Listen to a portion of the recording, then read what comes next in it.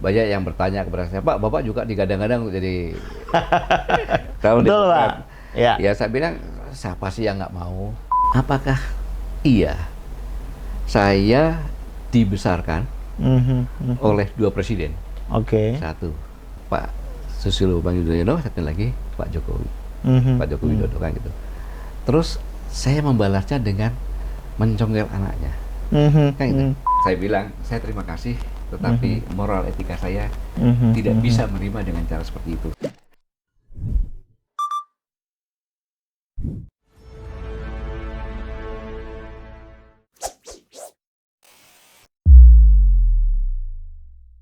Pak, ini kan kondisi kita nih sekarang lagi berat, Pak ya. Iya. Ekonomi minus, utang nambah, kemudian masyarakat juga terbelah dan lain-lain.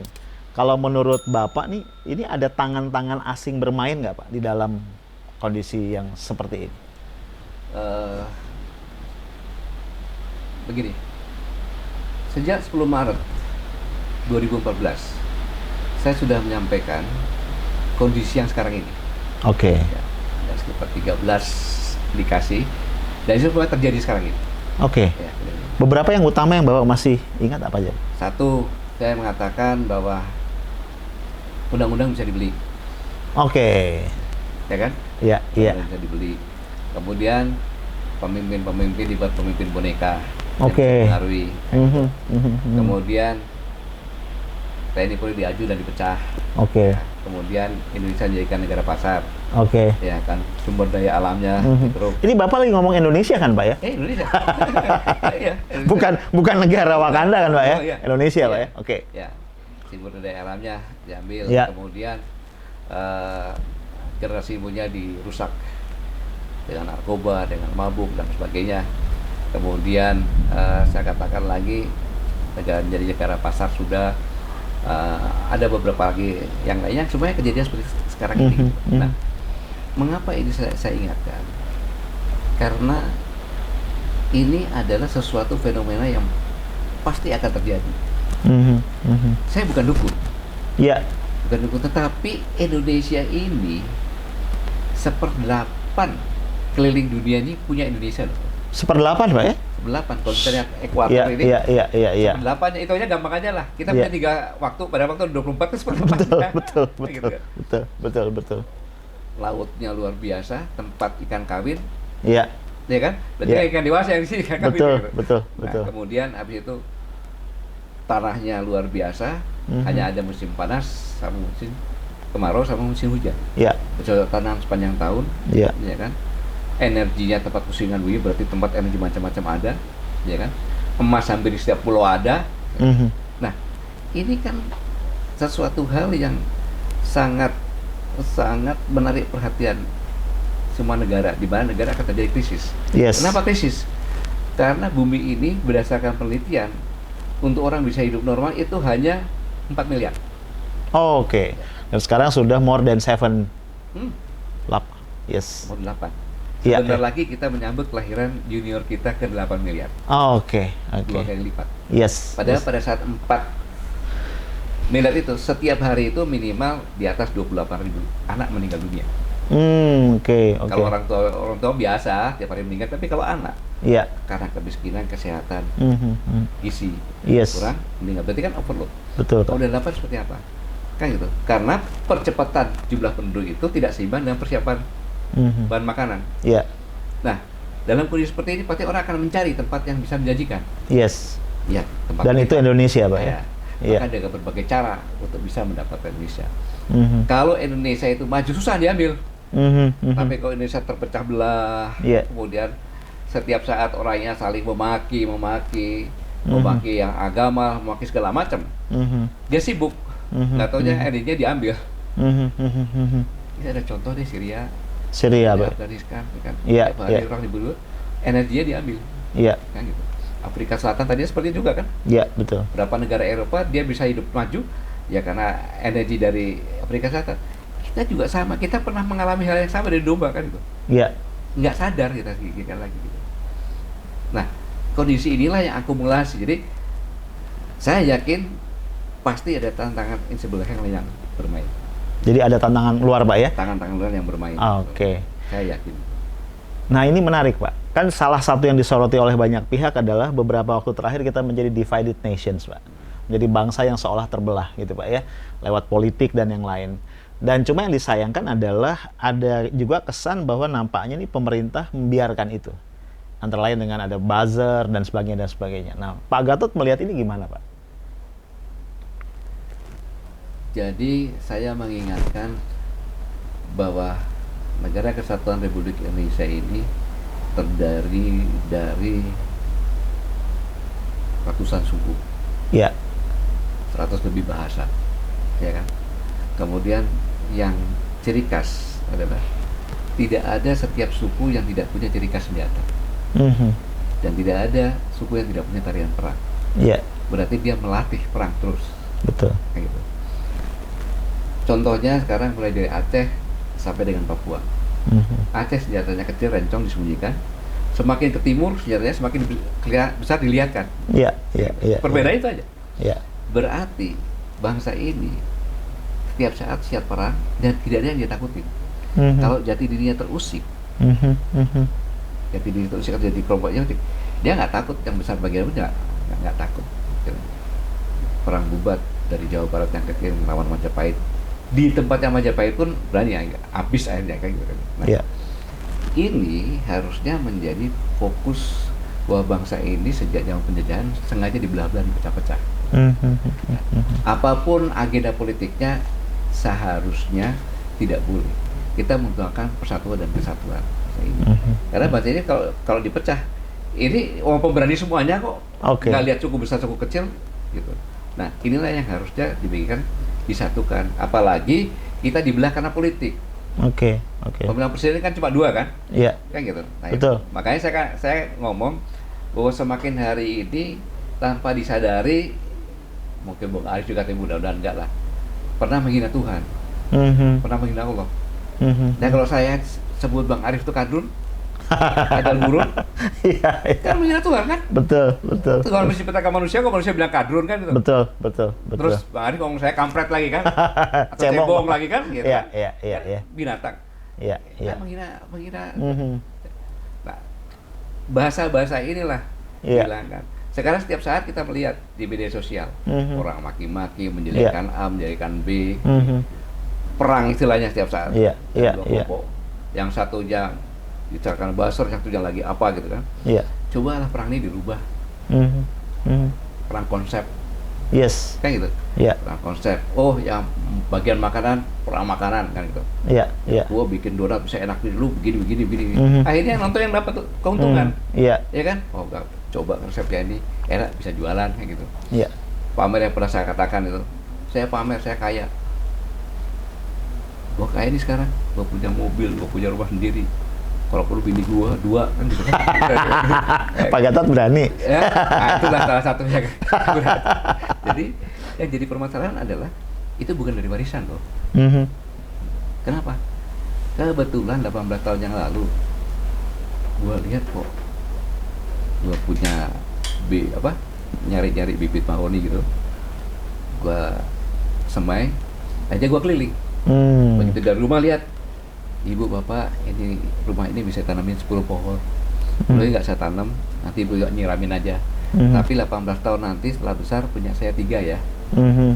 Punya ibu 7 buat perjanjian dengan Pak RT. Keliling-keliling. Tidak sengaja saya udah nanam banyak, gitu kan. 3.000-an rumah. Gitu. Berarti sekarang saya sudah punya 3.000 pohon. Yes. Berapa kubik itu? Jadi kaya saya. Nah, dengan pamer seperti ini, value-nya kan diambil. Oh, ternyata kalau kita mau masih banyak peluang. Bisa lah pohon kelapa lah, bisa apa. Kayak gitu. Kita bilang kelaparan, tapi banyak halamannya masih kosong, nggak tanamin apa-apa. Yes, paradoks Pak ya jadi. Iya, jadi konsep arsitek lah, grup arsitek perang, arsitek UGM dengan arsitek ITB kan. Iya. Perangnya perang konsep. Iya. Ini gue bikin ini gue bikin ini. Nah, akhirnya perubahan seperti ini. Jadi dirubah seperti itu. Nah, kalau kita berubah konsep itu, negara lain nggak bisa mempengaruhi. Kalau kita seperti itu, oh senang dia. Dia nggak mikir apa-apa kan. Lagi pada bego-bego sekolah aja nggak ada, semuanya dimanfaatkan. Nah inilah yang saya ingatkan pada generasi muda gitu loh. Masa generasi muda itu nggak bangkit? Kan Iya, gitu. iya. Padahal 10-20 tahun yang akan datang, generasi muda yang sekarang inilah yang akan menjadi pucuk pimpinan. Kalau rakyat kita masih seperti ini, kita krisis ekonomi bahkan akan mendekati krisis pangan. Kemudian akhirnya makannya di bawah 2000 kalori, 2000 kilokalori per hari. Sedangkan negara-negara tetangga kita standarnya udah sekitar 2500-an. Iya. Ya dia generasi bego kan gitu. Iya kan? Betul, betul. Gizinya kurang kan generasi bego. Iya. Ya sudah kita dimain-main. Jadi ya memang kita hanya jadi bangsa pasar, Yes. ya kan?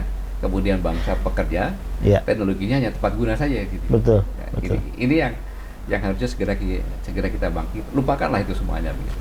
Nah, tapi kan challenge-nya begini Pak Gatot ya. Ini di mata sebagian orang, ini persoalannya adalah kemudian pemerintah nih nampaknya dapat manfaat nih Pak, tanda kutip dari keterbelahan masyarakat dan kemudian dipelihara. Terbukti tadi Pak, kalau kita bicara misalnya parpol yang dibelah, yang dibenturkan, yang dikooptasi. Nah, Pak Gatot ngelihatnya gimana nih Pak fenomena ini?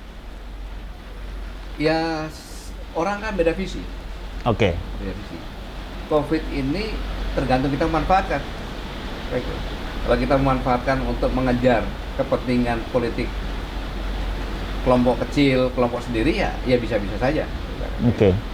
Orang berkumpul tidak boleh, berkumpul segala macam, punya konsepnya nggak ada demo dan apa kan gitu. Gitu. Orang protes dibungkam contohnya. Iya. Nah, ini kan hal-hal semacam inilah. Masa nanti akan demo pakai webinar? Ide bagus Pak. Webinar kan? Jadi Iya. dalam kondisi seperti ini akhirnya tersumbat. Iya. Begitu tersumbat, ide-ide untuk membangun orang pada hopeless, ngapain kita kasih usaha? Nah, kita hidup sendiri aja, hidup sendiri saja. Padahal hidup sendiri-sendiri ini bukan budaya kita. Oke. Itu adalah budaya di orang yang menghadapi musim salju, yang bukan bergerombol sendiri. Iya. Tapi kita ini untuk gotong royong, bertani gotong royong semuanya. Nah, Iya. inilah yang sangat berbahaya karena orang lain akan mengambil manfaat ini. Gitu. Jadi saya mengatakan bahwa apapun yang dilakukan kalau menyimpang dari asas demokrasi berdasarkan negara kita, negara Pancasila, pasti akan berdampak negatif. Pasti akan berdampak negatif. Nah, inilah yang harus menjadi tanggung jawab kita bersama. Oke. Bisa katakan cukup keras. Saya katakan bahwa yang namanya pengkhianat adalah orang yang di sekitar pemimpin, bisa pemimpin perusahaan, bisa pemimpin pemerintahan, bisa negara, bisa sekitar presiden, bisa raja, bisa perdana menteri, yang sekitar kita orang kepercayaannya, mengetahui bahwa pimpinannya mengambil keputusannya bisa membuat perusahaan turun atau bahkan jatuh, tapi justru dia memberikan data-data bahwa apa yang dikatakan bosnya itu benar. Oke. ABS gitu Pak? Iya. Benar, aja jatuh beneran. Oke. Itu namanya pengkhianat. Yang namanya patriot itu, dialah justru melihat dari luar nggak dapat apa-apa, tapi karena dia sayang sama organisasi, sayang sama ini, dia memberikan input masukan, misalkan data-data yang benar, ya kan? Kemudian memberikan masukan bahwa yang dilakukan itu tidak tepat atau kurang tepat, solusinya seperti ini. Itulah yang patriot. Nah, persoalannya gini Pak, kan berarti seorang patriot itu punya daya kritis Pak ya? Ya. Harusnya begitu. Nah, kondisi yang ada ini kan belakangan membuat orang jadi takut Pak untuk kritis. Karena resikonya dua ya Pak ya. Satu, undang-undang ITE yang konon kabarnya mau diubah tapi nggak jelas sampai saat ini kabarnya seperti apa. Yang kedua, kalau nggak dihajar buzzer Pak. Nah, ini kan persoalannya. Bahkan kalau Bapak juga mengikuti pasti Pak ya, tokoh-tokoh sekelas Pak Kwi Kiangi, Ibu Susi pun dihajar buzzer juga Pak. Ini gimana Pak? Orang mau kritis dengan situasi demokrasi yang seperti sekarang? Ini kan secara tidak langsung akan membuat, jadi katakan, orang malas deh, ngapain deh? Iya. Udahlah, lo buah aja deh. Nah, kalau semuanya seperti ini, apa yang jadi negara kita ini? Gitu? Yes. Nah, mereka memang yang membuat buzzer-buzzer itu, dia merasa bahwa dia sudah nyaman dalam diri sekarang ini. Lu jangan ganggu gue deh. Iya. Kalau ganggu gua buzzer kan gitu. Iya. Tapi cobalah dia keluar, dia melihat kan gitu. Cobalah dia sadar bahwa dia punya anak, dia punya cucu, kan gitu. Bagaimana ke depan negara ini kalau dia seperti itu? Nggak usah masalah agama deh, itu aja, Iya. kan gitu. Kalau negara ini tiba-tiba tanpa disadari dikuasai oleh negara lain karena kecerobohan kita sendiri, anak lo emangnya mau kemana? Itu mau kemana gitu. Jadi marilah kita sampaikan tadi, buzzer itu berubah menjadi buzzer yang tadi saya persaingan konsep tadi itu. Oke. Jadi jangan memanfaatkan kondisi COVID, kondisi ini untuk kepentingan kelompok kecil dan pribadi kecil. Ya, tapi lihatlah rakyat kita yang besar ini yang jadi fokus kita. Oke, Pak. Pak, kalau saya berikan 3 masalah, Pak. Saya pengen tahu pendapat Bapak ini sebenarnya yang paling berbahaya, Pak, terhadap Indonesia yang mana, Pak? Satu tadi keterpurukan ekonomi. Yang kedua adalah ancaman bangkitnya kembali ideologi komunis, Pak. Dan yang ketiga adalah keterbelahan masyarakat. Yang Bapak paling worried yang mana? Dan kenapa, Pak? Ya. Kalau masyarakat bersatu ini, kalau masyarakat bersatu, bisa lupakan semua itu. Oke. Kayak gitu kan. Kalau masyarakat terbelah, jadi terbelah itu bisa dapat dikatakan pemerintah dengan non-pemerintah. Yes. Ini kan saling mengganggu. Betul. Kebijakan pemerintah diserang, kan gitu. Kemudian ada yang mengkritik, diserang. Jadi energinya itu hanya habis untuk kalau kita menghindar, kita buat kebohongan kan ya. Yeah. Jadi kebohongan lagi. Yeah. Kan gitu. Marah lagi. Kapan kita bangun? Iya. Gitu. Kalau ada krisis ekonomi, ada solusinya kok. Kalau kita bersatu, Iya. ada solusinya. Kan gitu. Kebangkitan komunis, kalau bersatu mana bisa terbelah. Oke. Kan gitu. Jadi keterbelahan ini jangan dianggap sebelah mata. Jadi yang paling berbahaya itu ya, Pak? Paling berbahaya keterbelahan. Apalagi latar belakang budaya kita itu seperti itu. Kalau Anda buktikan bagaimana militansi orang, gampang. Mas Arief punya istri kan? Iya. Umur berapa sekarang? Saya, Pak? Ya. Saya 50, Pak. Istri? Istri 51. 51. Sekarang cari wajahnya yang persis seperti istri, tapi umur 20. Ya. Nah, kemudian istri suka masak kan? Iya. Telepon. Ma, saya kepengen rasain masakan mama dia atau ibu lah, kan gitu kan? Iya. Kok tumben? Ya kangen deh. Iya. Iya. Apa sih? Sop. Jam 1 ya, jam 1. Pasti jam setengah 1 masih di dapur dong. Siap-siap kan? Iya. Datanglah sama si muda ini kan. Iya. Atau lagi masak-masak ke situ, tahu-tahu ngomong, kenapa itu Pak? Saya mau kawin sama dia, kalau nggak ditusuk coba. Contohnya horor nih Pak Gatot nih. Iya. Wanita pun, Indonesia pun jangan dianggap remeh. Iya. Mereka juga fighter juga, apabila jati dirinya. Jati dirinya. Jadi, itu saya katakan, jangan sampai bangsa ini terbelah, semakin terbelah, makin terbelah. Lama-lama jadi dendam, bukannya terbelah. Oke. Dan itu sulit diobati. Yes. Nah, inilah yang diharapkan. Marilah sama-sama kita menyatukan dalam kondisi krisis ekonomi, krisis kesehatan, sebentar lagi krisis pangan juga. Nah, inilah yang harus kebersamaan yang kita makan. Modal kita modal gotong royong kok tidak ada, Bro.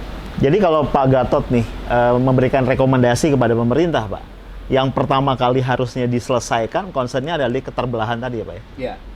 Okay. Ya, sekarang ini untuk apa booster? Iya. Ya kan? Iya. Logika berpikirnya gini. Saya kan sudah pensiun, nggak ada apa-apa. Iya. Saya ngoreksi pemerintah. Ngapain diganggu? Terima saja. Iya. Kan? Bagus dikerjain, nggak ya udah ya, Pak? Iya. Ganti pemerintah. Kan lihat.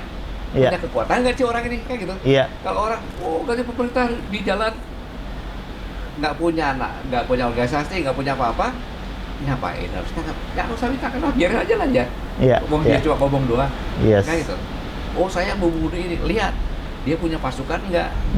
Jadi logika berpikirnya, kalau dia melakukan sesuatu, di mana sesuatu itu hanya ngomongan saja. Saya lihat latar belakangnya dia nggak mungkin melakukan apa-apa. Ngapain kita buang-buang energi? Yes. Kayak gitu. Apalagi kalau memberikan masukan, masukan kritik apapun juga. Kayak gitu. Kalau enggak ya sudahlah, nggak usah dipakai, selesai. Ngapain buang-buang energi? Yes. Ya kalau yeah. benar besar itu gajinya, ngapain buang-buang Iya. untuk besar seperti itu? Iya. Udahlah, lepasin saja semuanya. Orang ngomong, semau deh kamu ngomong, Yes. ya kan? Yes. Lama-lama orang capek juga ngomong. Pak, saya punya yang terakhir nih Pak. Ini sengaja saya simpen yang terakhir. Sebenarnya Bapak punya ambisi jadi presiden nggak Pak? Ambisi jadi presiden ya. Iya. Setiap orang saya pikir punya ambisi, kan gitu. Ambisi jadi presiden untuk apa aja jadi presiden gitu kan. Jadi dan harus mengukur. Nah sekarang kalau Bapak ngukur diri Bapak, piye? Nah sekarang ini saya punya partai nggak? Kayak gitu. Kan ada yang nawarin Pak tadi Pak. Ya. Ada yang nawarin tadi. Jadi caranya amoral gimana? Masa saya akan tinggalkan ke anak saya? Itu anaknya Gatot tuh nggak punya terima kasih tuh dijadiin kasar, udah jadi ini kerjanya Iya. malah jatuhin seperti itu biadab itu. Nah, Tapi masa seorang Gatot Nurmantio nggak bisa bikin partai Pak? SBY aja bisa loh Pak. sekarang bikin partai kalau udah pecah diambil gitu gimana coba? Ada yang ngambil gitu gimana coba? Gitu. Oke. Bikin partai harus perlu waktu, banyak uang dan sebagainya gitu. Iya. Pak kepengen jadi presiden, cuma ya gimana kan? Kalau saya pengen jadi presiden, langsung saya ditangkap. Oh saya nggak punya partai, nggak punya apa-apa kayak gitu. Logika beliau berpikirnya seperti itu kan. Jadi yang saya bilang, semua orang yang melihat kondisi seperti ini ingin berbuat bagi bangsa dan negara ini kan. Jadi yang saya katakan bahwa marilah sama-sama kita bersama-sama memberikan masukan. Malah yang diberikan masukan itu terimalah gitu. Kalau enggak ya masa saya berikan masukan tuh nggak diterima semua marah kan enggak dong. Berarti Pak, kalau ada yang mendukung Pak dan mengendorse, mendorong, mau ya Pak ya? Nah sekarang lihat dulu yang mendukung siapa. Oke. Kan gitu. Hari gini loh ceritanya. Tapi namanya punya obsesi wajar-wajar saja. Yes. Ya wajar-wajar saja. Saya masih normal kan gitu. Iya. Wajar-wajar saja. Saya ingin bangsa ini baik kan gitu. Tapi saya harus mengukur. Kalau ada presiden yang baik bisa mensejahterakan, kemudian sama ini kalau saya jadi presiden nggak bisa seperti itu, terus ngapain? Iya. Baik saya dukung ya gitu kan. Yes. Bagi kamu gitu untuk kebaikan. Kalau ada yang lebih baik, ya silakan aja. Yes. Harus kita dukung yang baik lagi. Yep. Ya, orang bilang, oh udah lebih sejahtera sekarang enak, begini-begini, terus tiba-tiba saya gantiin. Lu ngaca nggak? Gitu kan? Oke, baik Pak Gatot, terima kasih. Ini ngobrol-ngobrol yang luar biasa, sekaligus ini memuaskan kekangenan para viewers Pak tentang seorang sosok Gatot Nurmantio. Kapan-kapan kita ngobrol lagi Pak ya. Tetap sehat Pak, semoga tetap sukses dengan aktivitasnya. Salam buat keluarga Pak. Terima kasih. Baik. Ya. Baik guys, itu tadi akhir pembicaraan gua, ngobrol-ngobrol santai asik dengan Pak Gatot Nurmantio. Gua nggak akan nyimpulin ya, lu simpulin sendiri. Banyak hal positif yang kita bisa ambil dari sana. Dan kita akan terus belajar dari apa yang tadi disampaikan Pak Gatot. Itu aja dari gua. Stay tough, smart, and professional. Assalamualaikum warahmatullahi wabarakatuh.